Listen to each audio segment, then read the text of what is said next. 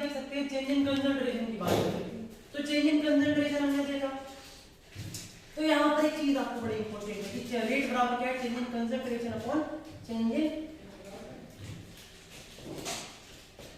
अब आप यहाँ पे एक चीज देखेंगे कि रेट, यहाँ पर आप रेट बराबर लेंगे, रेट बराबर क्या होगा, रेट आपका positive delta T upon delta T. अब आपको पॉजिटिव का साइन यहाँ पर वही चीज है कैसे, चलिए ग्राफ देखिए। तो ग्राफ में पहला initial concentration final concentration minus initial होगा, तो फाइनल बेटा आपका क्या है, फाइनल आपने देखा कि आपका C2 है, फाइनल कंसंट्रेशन है, और C1 आपका क्या है, इनिशियल कंसंट्रेशन है। तो अब देखिए आपको हमेशा जो चेंज देखा जाता है वो फाइनल माइनस इनिशियल देखा जाता है, तो C2 minus C1 T2 upon. अब तो कोई दिक्कत ही नहीं बेटा, हमें किस बात की दिक्कत नहीं बेटा, हमें दिक्कत नहीं है, चेंज रेट कैसा आएगा, अब पॉजिटिव आएगा। क्यों रेट पॉजिटिव आएगा, क्योंकि इस केस में C2 आपका बड़ा है किससे, C1 से, तो आपका कैसा आएगा, रेट आपका पॉजिटिव आएगा हमेशा, देख लीजिए C2, क्योंकि जो फाइनल वैल्यू होगी वो बड़ी होगी, इनिशियल वैल्यू से ज्यादा आएगी, इसलिए आपका रेट कैसा आता है, पॉजिटिव आता है। और यहाँ पे हम क्या लेते हैं, सेम चीज यहाँ पर आप किसके लिए, इंस्टेंटेनियस रेट प्रोडक्ट के लिए क्या लिखते हैं, इंस्टेंटेनियस रेट आप प्रोडक्ट के लिखते हैं positive D P upon delta. देखिए इस तरीके से आप इंस्टेंटेनियस रेट देख सकते हैं किसके लिए, प्रोडक्ट के लिए। तो ये आपकी ग्राफिकल एनालिसिस थी, इसमें आपने देखा कि ग्राफिकल एनालिसिस में आपने काफी चीजें की कि ग्राफ में आप कैसे रेट को आप क्या कर सकते हैं, एनालाइज कर सकते हैं। अब बेटा मैं आपको सेकंड चीज पढ़ाने जाऊंगा, तो उसके पहले एक चीज है रेट। रेट तो मैं आपको पढ़ा चुका हूं, और रेट के बाद मैं आपको अब यहाँ पर एक चीज पढ़ाऊंगा कि रेट की यूनिट कैसे निकालना। ग्राफिकल एनालिसिस मैंने कंप्लीट कर दिया, एनालिसिस कैसे करते हैं, और अब आपको मैं पढ़ाऊंगा यहाँ पर कि यूनिट ऑफ रेट आप कैसे निकालेंगे। तो यूनिट ऑफ रेट निकालने के लिए हम यहाँ पर स्लाइड में चलते हैं, ठीक है, आप स्क्रीनशॉट ले सकते हैं। और आप देखेंगे यूनिट ऑफ रेट कैसे निकालते हैं। अब रेट का फॉर्मूला पता है हमें क्या होता है, रेट का फॉर्मूला बेटा जो होता है, बार बार मुझे आपको याद दिखाने की जरूरत नहीं है, change in concentration upon change in time,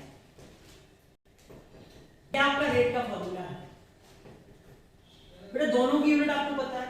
अगर मैं बात करूं कंसंट्रेशन का जो फॉर्मूला होता है वो क्या होता है, मोल पर लीटर होता है, या फिर हम इसे क्या बोलते हैं, मोलर बोलते हैं, क्या बोलते हैं, मोलर। और चेंज इन टाइम मतलब कोई ना कोई समय होगा, टाइम होगा, ठीक है बेटा, तो टाइम की यूनिट भी आपको पता है। तो कहीं ना कहीं रेट का जो फॉर्मूला हमारे पास बेटा बन के आएगा, वो क्या बन के आएगा, रेट की यूनिट। यूनिट ऑफ रेट आप क्या लिखेंगे, यूनिट ऑफ रेट आप लिखेंगे of rate, unit of rate should be equal to molar time inverse. क्या लिखेंगे, मोलर टाइम इनवर्स। बेटा मोलर टाइम इनवर्स क्या हो सकती है, मोलर तो सेम रहेगी, मोलर तो सेम रहेगी, क्या रहेगी, कैपिटल एम मोलर। और टाइम इनवर्स के लिए हम क्या ले सकते हैं, सेकंड इनवर्स, और हम क्या ले सकते हैं, और मोलर मिनट इनवर्स। अच्छा, अब ये चीज आपको यहाँ पर एक टॉपिक कहीं ना कहीं हमको थोड़ा सा क्लियर होता है बेटा। कभी कभी आपका जो चेंज इन रेट कभी कभी अफेक्ट करता है प्रेशर की वजह से। अगर आप जैसे कि चेंज इन कंसंट्रेशन की वजह से आपका रेट किस वजह से आ रहा था, रेट आपके चेंज इन कंसंट्रेशन की वजह से पता पड़ता था, रेट कम होगा या ज्यादा होगा, कंसंट्रेशन। तो रेट चेंज इन रेट क्या होता है, चेंज। कभी कभी चेंज इन प्रेशर भी रेट हो जाता है। अगर मान लीजिए आपका कोई रिएक्टेंट है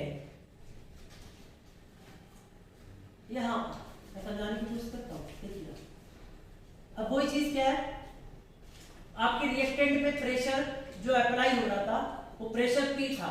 अब अगर मान लीजिए कभी कभी प्रेशर P में भी अगर चेंज आता है, P P1 में कन्वर्ट हो जाए, पहले लगने वाला हमारा जो प्रेशर था वो P था, और बाद में लगने वाला प्रेशर क्या हो गया, बढ़ के कितना हो गया, P1 हो गया। यहाँ पर P1 हो गया, प्रेशर कितना हो गया, P1 हो गया। तो आपका रेट चेंज हो जाएगा, क्या हो जाएगा, रेट चेंज हो जाएगा। तो कभी कभी अगर मान लीजिए प्रेशर के टर्म में आपसे पूछते हैं कि प्रेशर के टर्म में यूनिट की रेट बताइए, सॉरी रेट की यूनिट बताइए, क्या बताइए, रेट की यूनिट प्रेशर के टर्म में, तो आप सेम फॉर्मूला रहेगा, क्या रहेगा, change in pressure upon change in time. तो प्रेशर के लिए जो आप लेंगे तब क्या लेंगे, रेट की यूनिट तब क्या ली जाएगी, तब यूनिट ऑफ रेट क्या होगी, यूनिट ऑफ रेट उस टाइम पे क्या होगी, उस टाइम पे यूनिट ऑफ रेट होगी। आपको प्रेशर की यूनिट पता है क्या होती है, एटीएम, और टाइम इनवर्स क्या होगी, एटीएम टाइम आपका जो भी यूनिट टाइम की हो, मिनट होगी तो मिनट इनवर्स, सेकंड होगी तो सेकंड इनवर्स। ये हमने बेटा ग्राफिकल एनालाइज कर लिए, ग्राफिकल एनालिसिस पढ़ लिया, और हमने क्या पढ़ लिया, हमने यूनिट ऑफ रेट को भी पढ़ लिया। अब जो हम पढ़ेंगे वो हमारा नेक्स्ट टर्म होगा इसका रेट लॉ का, बड़ा इंपॉर्टेंट टॉपिक है। रेट लॉ को आज हम पढ़ेंगे, और रेट लॉ को कंप्लीट करके स्लाइड को भी नोट कर लीजिए। चलिए let's begin new topic, that is rate law. बहुत इंपॉर्टेंट टॉपिक भी है। डेफिनेशन आप देख सकते हैं, डेफिनेशन आप पढ़िए, क्या लिखी है, the rate of chemical reaction is directly proportional to the product of concentration of reactant to the some power which may or may not be equal to the respective stoichiometric coefficient। जो आपके stoichiometric coefficient होंगे उससे समझने के लिए मैं आपको यहाँ पर एक रिएक्शन लिखता हूँ, alpha A plus beta B, it gives us gamma C plus delta D। ये आपका रिएक्शन है, क्या है, alpha A plus beta B, it gives us gamma C plus delta D। ये बेटा आपका एक केमिकल रिएक्शन मैंने लिख रखा है यहाँ पर, एक रिप्रेजेंटेटिव केमिकल रिएक्शन। अब ये डेफिनेशन क्या है, आपको पता है कि केमिकल रिएक्शन होता है, तो कहीं ना कहीं हम रेट की बात करें तो रेट जो होता है ना वो डायरेक्टली प्रोपोर्शनल होता है किसके, concentration of reactant. Suppose that आपके पास कौन था, AN। अब इनका जो कंसंट्रेशन होगा उससे आपको क्या मिलेगा, प्रोडक्ट मिलेगा। तो डेफिनेशन बड़ा ध्यान समझने को चाहिए, the rate of chemical reaction is directly proportional to the product, किसका प्रोडक्ट, रिएक्टेंट का प्रोडक्ट। अब जो प्रोडक्ट की कंसंट्रेशन आएगी वो किससे आएगी बेटा, प्रोडक्ट की जो कंसंट्रेशन आएगी वो A एंड B से आएगी। अब मान लीजिए A के ऊपर जो पावर थी वो x थी, A के ऊपर जो पावर 5 थी इस पे। अगर मैंने बोला कि मैं A को, अगर आपका रेट कहीं ना कहीं मैंने बोला, मैंने A को डबल कर दिया, A को क्या किया, डबल किया, तो डबल करने पे जो रेट मुझे मिली कितने टाइम मिली, 2 टाइम्स मिली, 2 टाइम्स मिली। और मैंने क्या बोला कि रेट को मैं करी, rate is directly proportional to B। मैंने बोला B को जब मैंने डबल किया, B को जब डबल किया तो मुझे क्या मिली, रेट 4 टाइम्स मिली। बहुत इंपॉर्टेंट था, 4 टाइम्स मिली। तो कहीं ना कहीं किस पे डिपेंड कर रहा है, B के स्क्वायर पे डिपेंड कर रहा है, B पे डिपेंड नहीं कर रहा है। बोलते ना कि आपने एक फॉर्मूला पढ़ा होगा क्लास चैप्टर में, आपके इलेक्ट्रोस्टैटिक में कूलॉम्स लॉ पे पढ़ा होगा, क्या पढ़ा था, force is directly proportional to Q1 Q2 upon R square. तो फोर्स था वो किस पे डिपेंड कर रहा था, इस इनवर्स स्क्वायर लॉ को फॉलो करते हुए वो डिस्टेंस की जो रेडियस होती थी, जो उनके बीच में, तो जो Q1 और Q2 के बीच में जो सेपरेशन होता था ना, उसके R स्क्वायर पे डिपेंड करता था। किस पे डिपेंड करता था, force is inversely proportional to R square. ऐसे ही यहाँ पर भी रेट किस पे डिपेंड कर रहा है, B के स्क्वायर पे डिपेंड कर रहा है, ना कि B, क्योंकि B को जब आप डबल करते हैं तो रेट कितना होता है, 4 टाइम होता है। तो कहीं ना कहीं प्रोडक्ट की कंसंट्रेशन क्या हो जाएगी, 2 टाइम और 4 टाइम, टोटल कितना हो जाएगा, प्रोडक्ट का कंसंट्रेशन, प्रोडक्ट का रेट कितना होगा, आपको प्रोडक्ट 8 टाइम्स मिल रहा होगा, कितना मिलेगा, देखिए ये 2 2 जा 4, 2 2 जा 4, और कितना हो गया, 2 और 4, 2 4 कितना हो गया, 2 टाइम्स से बढ़ा, 8 टाइम्स आपका कंप्लीटली बढ़ रहा है, कितना बढ़ रहा है, 8। इसी तरीके से कहीं ना कहीं किस पे डिपेंड करता है, कंसंट्रेशन ऑफ किसकी, प्रोडक्ट की, किसकी कंसंट्रेशन, प्रोडक्ट की कंसंट्रेशन। और प्रोडक्ट किसका बनता है, रिएक्टेंट का। तो प्रोडक्ट की कंसंट्रेशन होगी,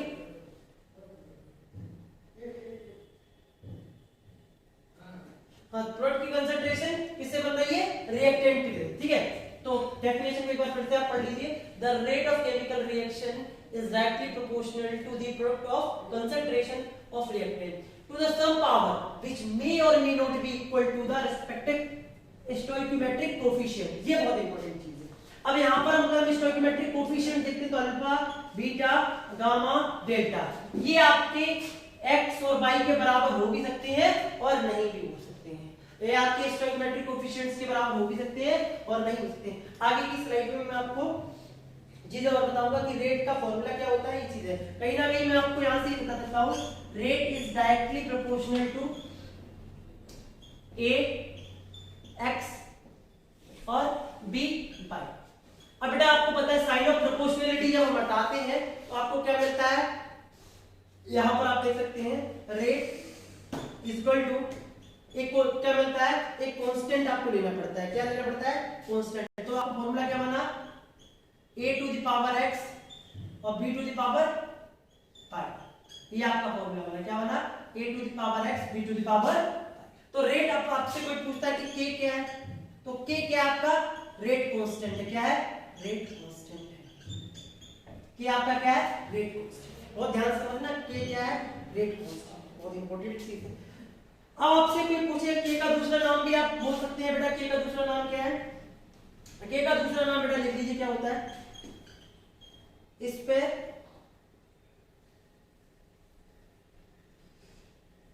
स्पेसिफिक रिएक्शन रेट। क्या होता है, स्पेसिफिक रिएक्शन रेट। रेट का दूसरा नाम क्या है बेटा, रेट, सॉरी के का दूसरा नाम क्या है, स्पेसिफिक रेट रिएक्शन। ठीक है, पर्टिकुलर रिएक्शन के लिए होती है वो चीज हम बाद में डिस्कस करेंगे। अब मैं बोलूं x क्या है, x अगर आपसे पूछे बेटा x और y कुछ भी नहीं है, ये ऑर्डर ऑफ द रिएक्शन है। x क्या है, x अगर आपसे पूछता है ऑर्डर किसके रिस्पेक्ट में, order with respect to a, और y क्या है, y बेटा आपका है order with respect to b।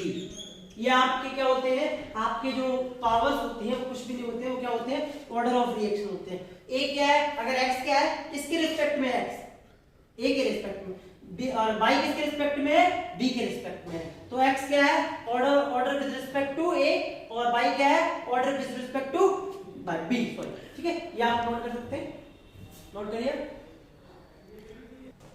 अब आप देख सकते हैं जो x प्लस y, ये दोनों अगर ऐड करते हैं तो x प्लस y को ओवरऑल अगर आपसे पूछता है ये क्या है, x प्लस y दोनों overall order of the reaction क्या होगा, overall order of the reaction, overall order of the reaction है कौन, x plus y। x plus y को बेटा p और n से भी बुक में डिनोट किया था, किससे, p और n से भी डिनोट करते हैं आप, जैसे x प्लस y को कई जगह आपको x प्लस y दिख जाएगा, आप किससे डिनोट करेंगे। अब कुछ बातें हैं मैं आपको बताता हूं किसके बारे में, रेट के बारे में। आप बहुत ध्यान से समझ लीजिए कि रेट किस पर डिपेंड करेगा, कैसी क्वांटिटी है, कैसे